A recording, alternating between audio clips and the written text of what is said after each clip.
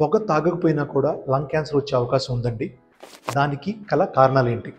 First more common కారణం ఏంటంటే lung cancer in non స్మోకర్స్లో కారణం ఏంటంటే second hand smoke or passive smoking.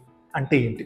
ఇప్పుడు మీరు పొగ తాగట్లేదు, కానీ మీ పక్కన ఉన్న వాళ్ళు కానీ, మీ ఫ్యామిలీ మెంబర్ కానీ, రిలేటివ్ కానీ, ఫ్రెండ్ కానీ స్మోక్ చేస్తుంటే మీరు పక్కన ఉన్నారు చాలా సంవత్సరాల పాటు, చాలా నెలల పాటు ఉంటే తప్పనిసరిగా మీకు కూడా క్యాన్సర్ వచ్చే అవకాశం ఉంది. దాన్నే second hand smoke or passive smoking అంటాం. ఇంకోటి నెక్స్ట్ రీజన్ వచ్చేసి ఎయిర్ పొల్యూషన్. ఎక్కువగా ఎయిర్ పొల్యూషన్ ఎక్స్పోజర్ ఉన్నవాళ్ళు, రెగ్యులర్గా ఎయిర్ పొల్యూషన్లో ఎక్కువగా తిరుగుతున్న వాళ్ళు, హై డెన్సిటీ అర్బన్ ఏరియాలో ఎక్కువ ఇయర్స్ నివసిస్తున్న వాళ్ళకి లంగ్ క్యాన్సర్ వచ్చే అవకాశం ఉంటుంది. థర్డ్ వచ్చేసి ఫ్యాక్టరీ కెమికల్స్.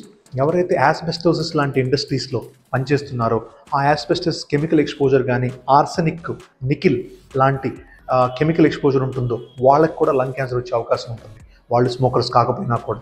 4, coal workers. ఎవరైతే కోల్ వర్కర్స్ ఫ్యాక్టరీస్లో కానీ కోల్లో పనిచేస్తూ ఉన్నారో వాళ్ళకు కూడా క్యాన్సర్ వచ్చే అవకాశం ఉంటుంది.